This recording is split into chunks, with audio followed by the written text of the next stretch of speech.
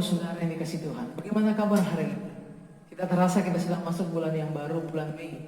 Dan tema dalam bulan ini adalah bulan kemenangan. Hari ini kita akan belajar dari 2 Samuel pasal 11, yaitu ada peperangan yang bukan terjadi di medan pertempuran, tetapi di rumah aja. Ya. Jadi hari ini kita akan membahas tema firman Tuhan, yaitu di rumah aja tetap harus berperang. Saya ulang sekali lagi, di rumah aja tetap harus berperang. Kita akan baca di dalam ayatnya yang pertama. Pada pergantian tahun, pada waktu raja-raja biasanya maju berperang, maka Daud menyuruh Yoab maju beserta orang-orangnya dan seluruh orang Israel. Mereka memusnahkan Bani Ammon dan mengepung kota Raba, sedang Daud sendiri tinggal di Yerusalem. Jadi hari ini kita akan belajar bersama-sama bahwa ternyata pertempuran yang berhasil mengalahkan Daud, bukan pertempuran yang berhasil dikalahkan Daud ya. Pertempuran yang berhasil mengalahkan Daud itu adalah pertempuran yang terjadi di rumah aja. Ya. Kalau kita melihat di dalam pasal-pasal sebelumnya dan nanti pasal setelahnya setelah Daud bertobat, pertempuran yang di luar rumah itu selalu dimenangkan oleh Daud. Anehnya ya, banyak orang berkata, orang ini berani, orang ini hebat di kandangnya sendiri. Tetapi ternyata banyak dari kita memang hebat bukan di kandangnya kita, bukan di rumahnya kita, tetapi di luar kandang. Banyak orang hebat di luar rumah, disanjung orang. Tetapi ketika dia tiba di rumah, dia tidak disanjung oleh keluarganya. Dia dianggap sebagai ayah yang gagal. Dia dianggap sebagai ibu yang gagal. Dia dianggap sebagai orang anak-anak yang membantah orang tua. Jadi menarik sekali bahwa saat ini ketika pandemi virus COVID-19 melanda dunia, maka orang akan dihadapkan pada sebuah kenyataan. Di rumah aja. Apakah kita sedang mengalami sebuah masa kenyamanan? Kalau kita melihat dalam pasal ini, saya menyadari banyak dari hamba-hamba Tuhan bahkan Daud memasuki zona kenyamanan. Itu yang membuat akhirnya dia gagal dan jatuh. Tetapi tahukah kita bahwa sesungguhnya inilah yang Tuhan mau untuk kita lakukan dalam hidup kita. Yaitu bukan hanya kita berada di masa peperangan yang terjadi di luar rumah, tetapi kita juga harus menuntaskan. Kita harus menyelesaikan, kita harus memenangkan peperangan yang terjadi di dalam rumah. Artinya seperti ini Bapak Ibu Saudara. Jangan engkau hanya hebat di pekerjaanmu, tetapi engkau gagal dalam rumah tanggamu. Jangan engkau hanya hebat di depan mata semua orang, tetapi engkau gagal di depan mata anak-anakmu. Hari-hari ini Daud pun membuktikan sebuah hal yang salah. Daud pun membuktikan sebuah hal yang real, yaitu apa? Dia gagal membina rumah tangganya. Dia gagal ketika dia harus berperang di dalam rumah aja. Kita mendengar banyak setelah lockdown di beberapa daerah di negara-negara lain. Setelah lockdown maka orang-orang banyak menyatakan ingin bercerai dari pasangan, ya, karena terlalu bosan lihat istri, ya. Banyak orang juga yang ingin mengakhiri rumah tangganya karena kebutuhan ekonomi itu semakin hari semakin bertambah dan sama sekali tidak ada jalan. Orang di rumah aja berarti makan juga harus bertambah. Awalnya barangkali hanya makan 1 kali sehari di rumah, tetapi ini sekarang bisa 5 kali sehari di rumah Bapak Ibu Saudara. Ekonomi semakin hari semakin sukar. Kebutuhan semakin hari semakin banyak karena di rumah aja. Oleh sebab itu hari ini Bapak Ibu, pilihan ada di tangan kita. Apakah di rumah aja kita masih tetap mau berdoa, kita masih mau tetap bergantung berharap sama Tuhan, atau di rumah aja kita malah main HP, main TikTok, ya, melakukan hal yang sia-sia, tidur, makan, bahkan kalau ada ibadah online kita hanya seadanya, ada yang belum mandi ikut ibadah. Bapak Ibu, miris sekali. Justru di rumah aja ada peperangan yang nyata. Justru di rumah aja ada peperangan yang kalau kita tidak atasi, itu akan menghancurkan kehidupan kita. Oleh sebab itu hari ini, mari kita belajar dari kisah Daud. Apa yang harus dilakukan ketika kita ada di rumah untuk berperang melawan kedagingan kita, berperang melawan diri kita sendiri, hawa nafsu kita. Mari kita melihat di dalam ayatnya yang kedua. Sekali peristiwa pada waktu petang ketika Daud bangun dari tempat pembaringannya, lalu berjalan-jalan di atas soto istana. Tampak kepadanya dari atas soto itu seorang perempuan sedang mandi. Perempuan itu sangat elok rupanya. Poin pertama, mari kita belajar bahwa jangan sampai di waktu-waktu senggang kita. Kalau saya melihat ya, masa-masa ini bahwa ada sebuah masa di rumah di mana ada namanya waktu petang. Waktu petang adalah saatnya, disitulah kita bisa keluar dari rumah, karena itu adalah saat dimana kita tidak mengalami panas terik ya. Disitulah orang bisa beraktivitas di sekitar halaman rumah ya. Dan saat itulah masa dimana kita bisa melihat di sekeliling kita ya. Kita mesti melihat tetangga kita. Ini dia. Hati-hati Bapak Ibu ya, rumput tetangga terkadang lebih hijau daripada rumput sendiri. Jadi ini menggambarkan saat dimana Daud mengalami masa dimana ia berusaha untuk melihat keluar. Dia tidak melihat ke dalam. Dia tidak melihat apa yang ada dalam rumahnya. Ia tidak mensyukuri apa yang ia telah miliki. Bapak Ibu Saudara yang dikasih Tuhan, bayangkan ya, Daud itu punya istri lebih dari satu. Ia tidak mensyukuri istri-istrinya itu. Parah ini orang ya. Tetapi menarik sekali, ia malah melihat tetangga. Ia berada di atas soto, di atas ketinggian. Dan ia melihat pemandangan yang sangat membuat dia jatuh dalam dosa. Bapak Ibu Saudara yang dikasih Tuhan, hari ini mari kita mulai belajar. Hidup ini tidak usah terlalu sering menengok kehidupan orang lain.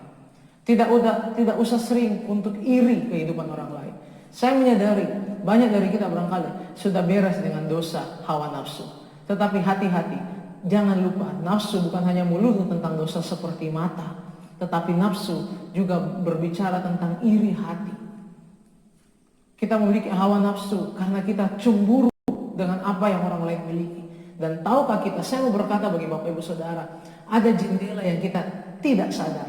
Ada soto rumah, ada ketinggian yang hari ini kita sedang berada di dalamnya. Apa itu? Media sosial. Ya.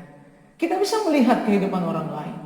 Ada orang selfie, ya, pakai baju minim.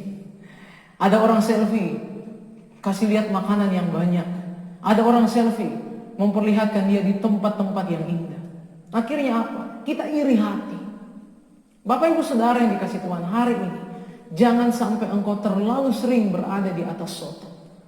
Di masa-masa di mana engkau seharusnya berada bersama keluargamu. Di masa-masa seharusnya engkau bisa bermain dengan anak-anakmu di sekitar rumahmu.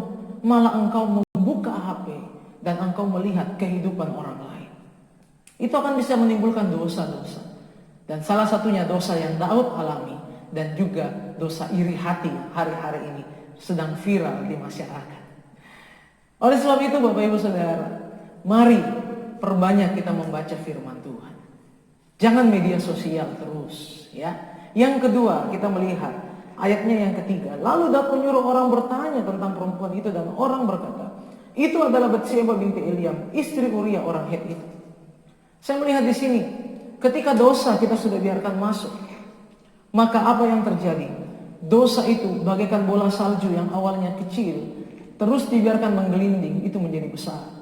Apapun penghalang yang berusaha untuk menghalangi badai salju itu, malah penghalang itu bahkan mengikuti arus badai salju itu. Ada dua penghalang yang sebenarnya orang yang menyampaikan informasi ini sedang menghalangi niat jahat Daud. Orang itu berkata kepada Daud, itu adalah Batsheba binti Eliam. Eliam, kalau Bapak Ibu Saudara nanti bahas, cari di dalam Alkitab, di Google ya. Eliam itu adalah anak dari Ahitofel. Ahitofel itu adalah penasehatnya Daud.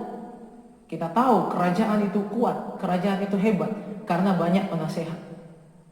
Dan apa yang terjadi? Ketika Daud tahu ini adalah cucu penasehatnya, Daud sama sekali tidak ambil pusing. Padahal sebenarnya ini bisa menjadi penghalang untuk Daud berdosa. Wah, ini bukan orang lain, ini penasehat punya cucu ini.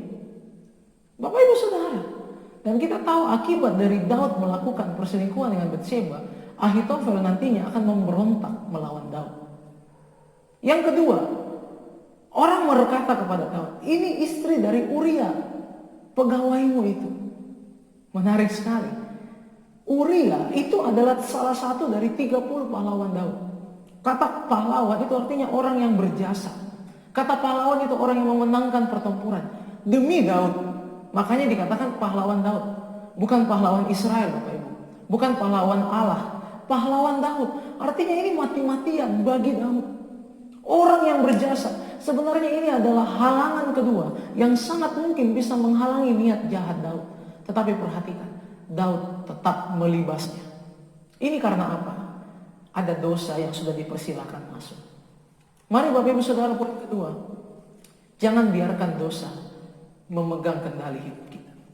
Karena kalau dosa sudah memegang kendali, maka kita pasti lepas kendali. Saya ulang sekali lagi. Kalau dosa sudah memegang kendali, maka kita pasti lepas kendali. Ingat perkataan Tuhan kepada Kain. Ingat Kain. Awas dosa mengintip di depan pintu. Jangan berikan kesempatan kepadanya. Artinya itu Kain masih bisa berkata tidak kepada iri hati sehingga ia tidak jadi membunuh Habel adiknya. Tetapi ternyata Kain berkata iya dan dosa masuk dan terjadilah pembunuhan yang paling mengerikan, yaitu apa? Hanya 4 orang di bumi saat itu. Tetapi Kain tega-teganya membunuh adiknya, yaitu Habel, Bapak Ibu Saudara. Setelah Habel mati baru Adam memperanakkan Set dan anak laki-laki dan perempuan. Jadi bayangkan pembunuhan yang paling kejam, membunuh sepertiga dari seluruh penduduk dunia, yaitu pelakunya adalah Kain. Karena apa? Dia membiarkan dosa memegang kendali dan Kain lepas kendali. 2 poin ini hendaknya menjadi peringatan bagi kita. Di rumah aja, mari jangan suka ada di atas soto. Jangan perbanyak melihat kehidupan orang. Kalau di media sosial engkau sedang aktif hari-hari ini, tidak apa-apa kalau engkau mendengar firman Tuhan. Amin. Kalau engkau men-sharekan firman Tuhan. Setelah itu mari kita baca Alkitab dan berdoa. Jangan kita suka lihat orang lain punya kehidupan. Jangan suka lihat istri orang, jangan suka lihat suami orang, jangan suka lihat mobilnya orang lain, ya. Hendaknya kita selalu bersyukur dengan apa yang ada pada kita. Amin. Dan saya percaya kalau kita hidup di dalam kedua sikap ini, kemenangan juga bukan terjadi di luar rumah, tetapi kemenangan juga terjadi di dalam rumah. Di rumah aja engkau tidak kalah dan tergeletak, tetapi di rumah aja engkau bahkan bangkit dan menang. Ada berkat bagi hidupmu. Kita menyadari kita tidak tahu kapan pandemi ini akan berlalu, tapi saya percaya ketika kita hidup kudus, kita hidup berkenan, ada berkat bagi hidup kita, ada keselamatan bagi hidup kita. Bukannya orang datang untuk menjemput kita karena terdampak virus ini, tetapi orang datang untuk memberkati kita yang datang dari kemurahan Tuhan. Amin Bapak Ibu Saudara. Alamilah kuasa ketika engkau di rumah aja, engkau tidak kalah, tetapi engkau menang. Inilah renungan firman Tuhan pagi hari ini. Mari kita berdoa. Sebelum itu kita akan nyanyi satu pujian kepada Tuhan. Ku akan menang bersamamu, katakan. Kemenangan telah Dia sediakan, kemenangan di tangan kami. Amin. Tuhan Yesus di pihakku, ku akan menang bersamamu. Kemenangan telah Dia sediakan, kemenangan di tangan kami. Tuhan Yesus di pihakku. Mari kita berdoa.